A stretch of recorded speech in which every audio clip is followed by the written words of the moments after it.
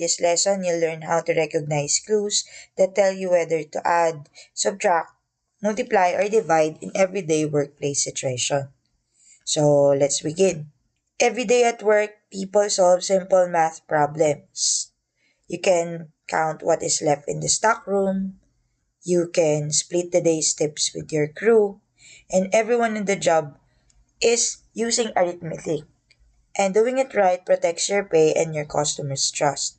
So now let's review the four operations you'll use. The first one is the addition, which combines amounts to find a total, subtraction that finds what remains or the difference, multiplication that repeats the same amount many times, and division that splits a total into equal parts.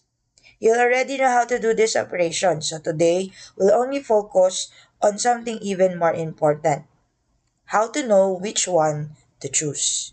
This table shows the four operations and their clue words. So most workplace contains clue words. These clue words helps us decide which operation to use. So if you see words like total, altogether, or in all, the operation we are going to use is addition. And the sign is the plus sign. Next, if you see words like left, change, used, or more than, the operation is subtraction. Now, words like each, every, or per pertains to multiplication. And if you see share, split, and equally, it refers to division. These clue words are like road signs. They point you towards the correct operation. Now, whenever you solve a workplace problem, follow these four simple steps. Step 1, find the numbers you need. Ignore numbers that are not part of the job. Step 2, pick the operation. Find the clue words in the task and match it in table 1. Also, do the math carefully. Write it down, do not rush it in your head. And finally, label the answer with its unit: pesos, liters, hours, or plain count.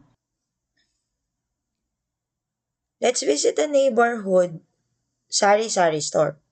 So a customer placed an order, will read the information, look for the clue words, and choose the correct operation.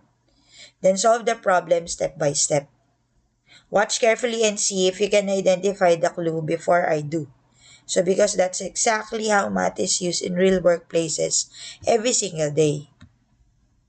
So let's solve our first workplace problem together. Meet Crisanto, who owns a sari-sari store.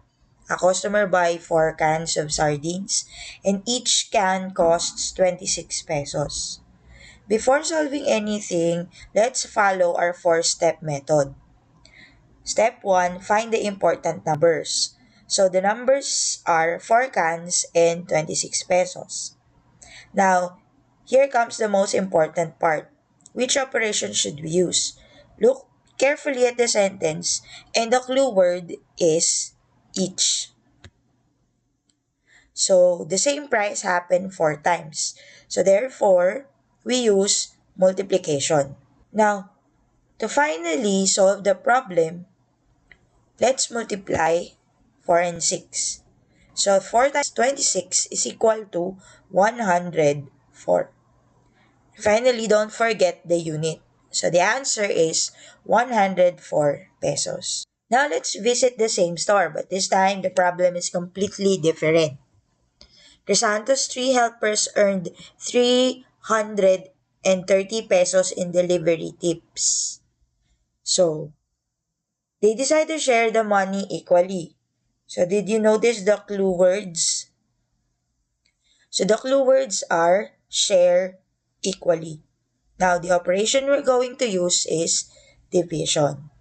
So, we divide 330 by 3.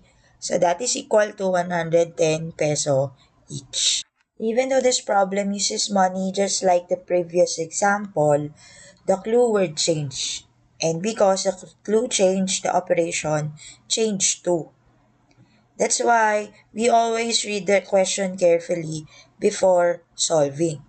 Same store, same day, but a different clue word means a different operation. A common trap is grabbing the numbers before reading the job.